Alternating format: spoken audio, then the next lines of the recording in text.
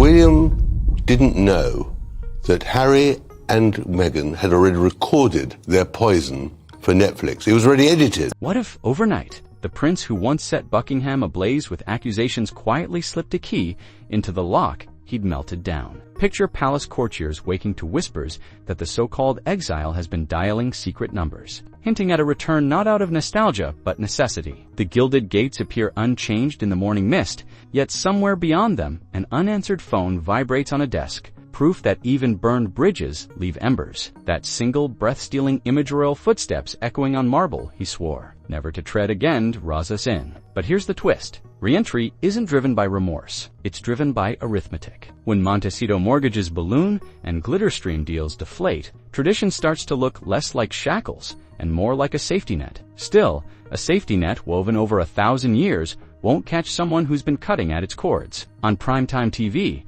and just as the notion of a part-time prince registers, we lean closer. Because palace insiders claim those covert calls are being met with an unspoken ultimatum: loyalty with receipts, or the drawbridge stays nailed. What happens next feels less like a reconciliation and more like the prelude to a siege. Months before the first discreet text pinged across the Atlantic, a small circle of aides had already coined a code name for him, the former. On leaked memos, it's written in lowercase, as if capitalization might imply respect. Through encrypted apps and third-party intermediaries, the prince tests whether those corridors that once carried his laughter will tolerate his footsteps again. But what he's pitching isn't humble repentance. It's a hybrid monarchy plan that reads like a Silicon Valley perks: sheet remote work, flexible hours, unlimited headline potential.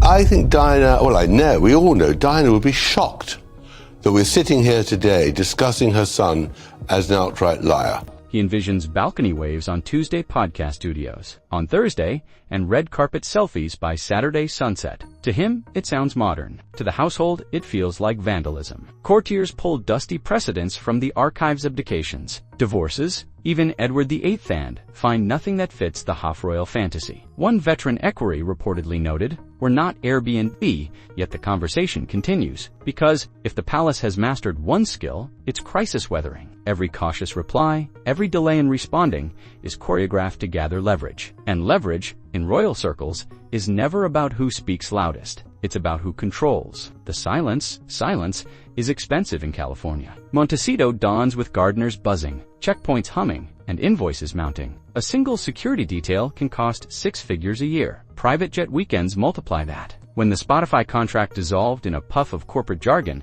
it left an 8-figure crater in projected income. Netflix, once a golden goose, suddenly wants golden eggs, not memoir echoes. Arcuel's philanthropic glow earns applause but minimal profit. And each new lawsuit, whether launched or defended, slides another 5-digit payment across an attorney's desk. Insiders count the burn rate at nearly $1 million a month, livable only so long as Hollywood still sees box office potential in royal confessions. But Hollywood has adopted a new metric: risk per sequel. And risk, lately, is all they see. That financial vice tightens around every decision. The school fees, the gated community HOA dues, the quiet luxury wardrobe curated for credibility. In frantic balance sheet meetings, the specter of a royal crest reemerges as a potential brand boost if only the crest bearers will forgive. Money may be mute at garden parties, yet it shouts over security budgets, and its echo is what propels each clandestine overture to London. Across the ocean, however,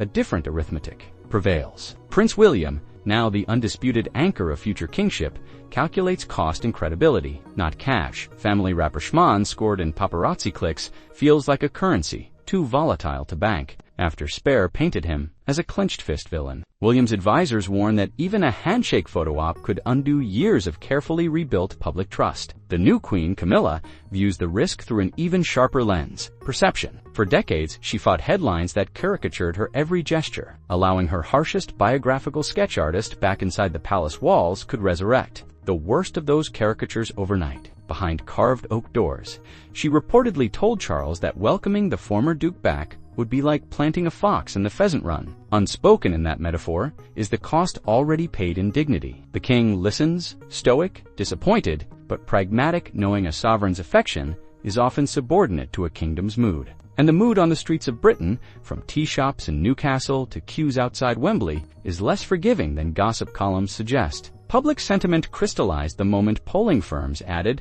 should Harry resume royal duties? To their questionnaire, 70% said no. Older Britons cite betrayal. Younger Britons shrug that reality TV transparency isn't compatible with state protocol. Social media weaponized that statistic in a nanosecond. The hashtag royal reject trended above sports scores, igniting threads that dissected every Oprah. Quote, every documentary episode, every paparazzi candid of designer dresses on charity stages, yet the court of public opinion remains a hall of mirrors ever shifting. One viral TikTok pointing out the monarchy's colonial shadows can spark sympathy for the rebel prince all over again. PR strategists call this whiplash the pendulum paradox. The farther outrage swings, the harder the rebound into empathy. The palace knows it, the prince's team knows it, and both sides strain to nudge the pendulum mid-dark. Viewers feel that tug-of-war in real time, refreshing feeds, anticipating the next volley. The longer the tug goes, the more addictive the drama becomes digital ambrosia for algorithms and armchair analysts alike. Meanwhile, Hollywood's boardrooms have turned from champagne congratulation to cautious spreadsheet panning. Execs, who once invited the Sussexes to brainstorming retreats,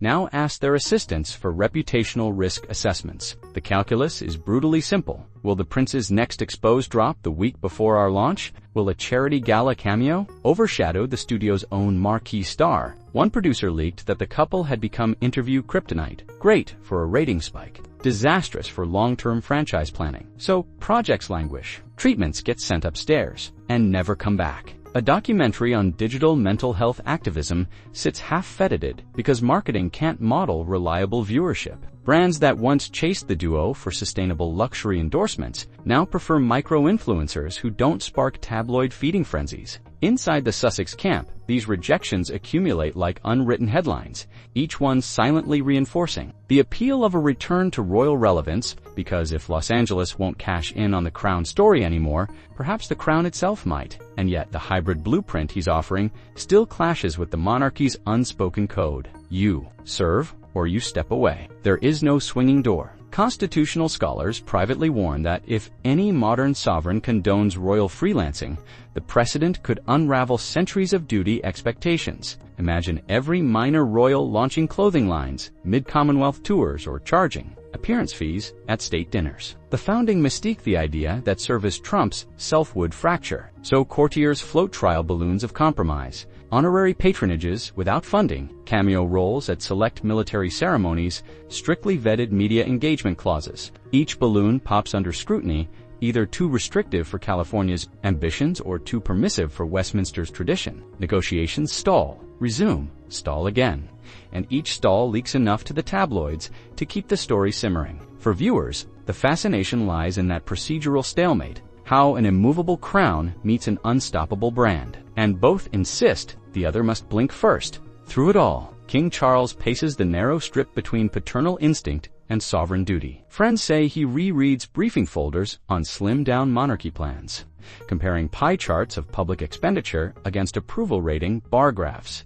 He studies newspaper front pages, counting which photos feature Camilla without a negative headline, which mention William's climate projects without snark. Stability, at this delicate juncture, is priceless. Allowing the prodigal back might soothe the father's heart, but it risks trading long-term legacy for short-term spectacle. Even the king's private chaplain reportedly hinted that forgiveness can flourish outside formal titles. Love requires no HR paperwork. Charles listens, nods, and returns to the spreadsheets. A cameo reconciliation photo on the palace steps may trend for 72 hours, but the monarchy must endure for centuries. For him, stewardship means choosing silence, even when every paternal instinct begs for one more conversation. And so we arrive at the image that won't fade. A lone figure, cell phone dimly lit by candle glow from St. James's windows, reading the word delivered without seeing read. Behind him stretches California's gold-flecked horizon. Before him stand walls that once echoed with childhood secrets,